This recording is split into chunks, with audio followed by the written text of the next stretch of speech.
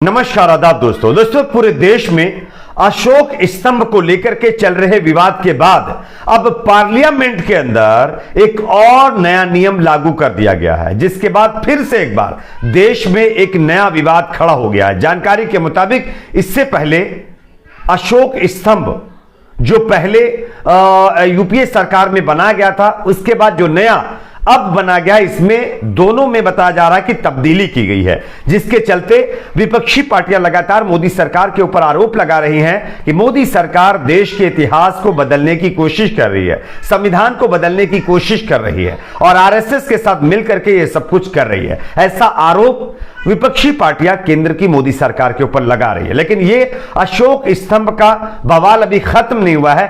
अब पार्लियामेंट के अंदर एक नया नियम बना दिया गया है। इस नियम में क्या क्या चीजें हैं आगे आपको बताएंगे। दूसरी बड़ी खबर पीएम केयर फंड को लेकर के हाईकोर्ट से सामने आ रही है। पीएम केयर फंड मामले में दिल्ली हाईकोर्ट ने केंद्र सरकार को फटकार लगाई है दोस्तों, किस तरह से ये भी आपको बताएंगे। तीसरी बड़ी खबर आ रही है राजस्थान के जोधपुर से।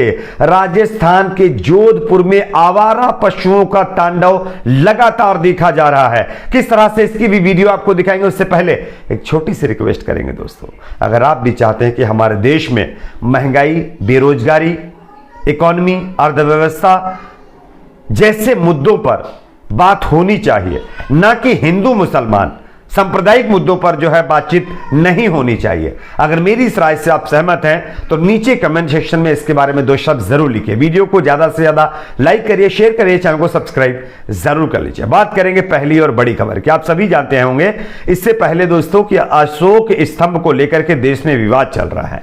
तमाम विपक्षी पार्टियां मोदी सरकार के ऊपर यह आरोप लगा रही हैं कि मोदी सरकार अपने मन मुताबिक सभी चीजों को बदल रही है। इससे पहले कई चीजों को बदलने का आरोप लगा, बड़ी बड़ी धरोहर का नाम बदल दिया गया, कई रेलवे स्टेशन का नाम बदल दिया गया, उसके बाद कई चीजें और बदली गई। लेकिन अब अशोक स्तंभ को भी मोदी सरकार ने बदल दिया है। लेकिन मोदी सरकार कह रही कि ऐसा कुछ भी नहीं है। पहले जो यानी कि शेर थे वो छोटे साइज के थे, अब बड़े साइज के बने, इसलिए वो जो है उनके दांत नजर आ रहे हैं। तो ऐसा आरोप प्रत्यारोप चालू है। लेकिन इसी बीच अब पार्लियामेंट के लिए भी एक नया नियम बना दिया गया है दोस्तों, और इस नियम के तहत अब संसद के अंदर दोनों सदनों में कुछ ऐसे शब्द हैं जिन पर पाबंदी लगा दी गई है। इन शब्दों में कौन कौन सी चीजें मैं आपको पढ़ के बताता हूं। मैं आपको खबर भी दिखा रहा हूं, आप देख सकते हैं। अमर उजाला वालों ने छापा है और लिखा है पार्लियामेंट संसद में जुमलाजीवी, कोरोना स्प्रेडर, जयचंद्र, भरत समेत दर्जनों शब्दों पर को जो है बैन कर दिया गया है। अगर कोई भी सांसद सदन के अंदर इन शब्दों का इस्तेमाल करता है तो उसकी जो यानी कि वीडियो है या उसका जो रिकॉर्ड है वो पार्लियामेंट में नहीं रखा जाएगा और इन शब्दों पर पाबंदी है। सबसे पहले मैं आपको पढ़ के बताता हूं कौन कौन से शब्द है। देखिए, संसद में इन शब्दों के प्रयोग पर लगी रोक। सबसे पहले अराजकवादी, अराजकतावादी।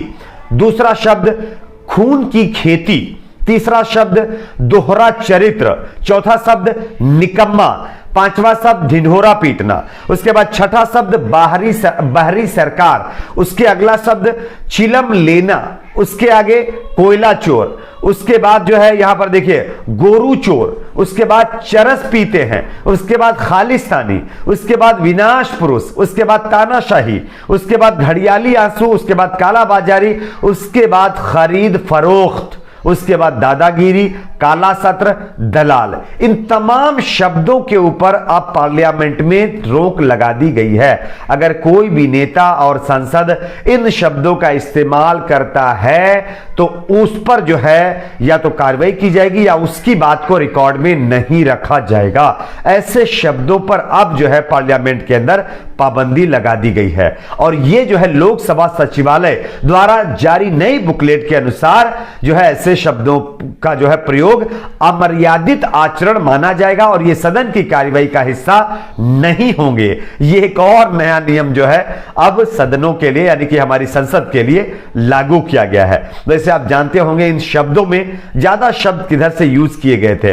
बात करेंगे अगली खबर की। अगली बड़ी खबर यहां पर आ रही है पीएम केयर फंड पर मोदी सरकार को कोर्ट से जबरदस्त झटका और फटकार लगी है। किस तरह से जरा आप देखिए, जो है ये दावायर वालों ने छापा है, लिखा है पीएम केयर फंड के संबंध में केंद्र द्वारा 1 पेज का जवाब देने पर हाईकोर्ट ने फटकार लगाई है। दरअसल मैं आपको बताता हूं किस लिए। दिल्ली हाईकोर्ट ने मंगलवार को केंद्र सरकार द्वारा पीएम केयर फंड के मुद्दे पर केवल 1 पेज का जवाब दाखिल करने को लेकर के यह फटकार लगाई है। दरअसल कोर्ट के अंदर याचिका लगा करके यह पूछने की कोशिश की गई है कि अगर पीएम केयर फंड में जो पैसा आया है वो पैसा भारत सरकार के खाते में जाएगा या फिर कहां जाएगा, कितना पैसा, क्या रिकॉर्ड है, कैसा क्या सिस्टम है, इसकी तमाम जानकारियां हासिल करने की कोशिश की गई थी और इसी को लेकर के कोर्ट में याचिका लगाई गई थी और कोर्ट ने इस पर केंद्र की मोदी सरकार से जवाब मांगा था। कहा था भाई आप बताइए, इसके बारे में रिकॉर्ड दीजिए कि आगे क्या होगा। इस पर केंद्र सरकार ने क्या किया, सिर्फ 1 पन्ने का जवाब दे दिया, 1 पन्ने में सारी बातें लिख के दे दी। इस पर कोर्ट के जो जज हैं उन्होंने कहा कि भाई इतना गंभीर मामला है, इतना संवेदनशील मामला और इसमें आप सिर्फ 1 पन्ने का जवाब लिख करके दे रहे हैं कि आप इस बात को लेकर के गंभीर नहीं है।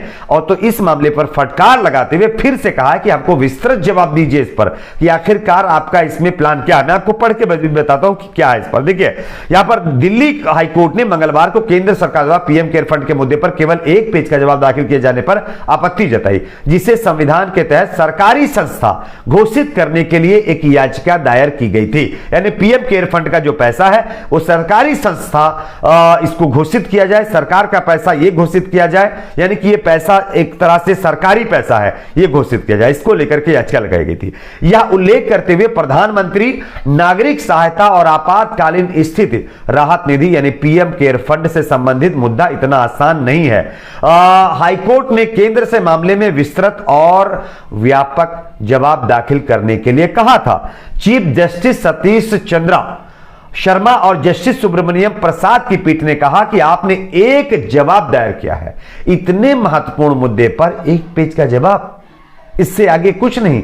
इतना महत्वपूर्ण मुद्दा और 1 पेज का जवाब, आप एक जवाब दाखिल करें, मुद्दा इतना आसान नहीं है। हम एक विस्तृत जवाब चाहते हैं। ये जो मामला है आगे सुप्रीम कोर्ट में भी जाएगा तो हमको भी जवाब देना पड़ेगा, हमको भी इस पर फैसला सुनाना होगा, इसलिए आप इस पर ठीक से जवाब दाखिल करिए, ये कहते हुए फटकार लगाई गई है। तो मोदी सरकार कोर्ट के अंदर पीएम केयर फंड को लेकर के पूरी जानकारी क्यों नहीं देना चाहती। एक और खबर की बात करते हैं। राजस्थान में आवारा पशुओं का तांडव लगातार जारी है। मेरे पीछे एक वीडियो प्ले हो रहा होगा, आप देख सकते हैं। राजस्थान में एक महिला को सड़क पर जाते हुए गाय, जो आवारा पशु घूम रहे थे, उन्होंने किस तरह से मारा, उसके बाद वो महिला बेहोश हो जाती है, आपके सामने है। और इसी तरह से कई राज्यों में आप लोगों ने देखा होगा कि आवारा पशु एक बहुत बड़ी प्रॉब्लम बनते जा रहे हैं। उसके बावजूद भी आप देख रहे हैं कानून किस तरह के बनाए जा रहे हैं। आपकी क्या राय जरूर बताइए। वीडियो को लाइक शेयर, चैनल को सब्सक्राइब जरूर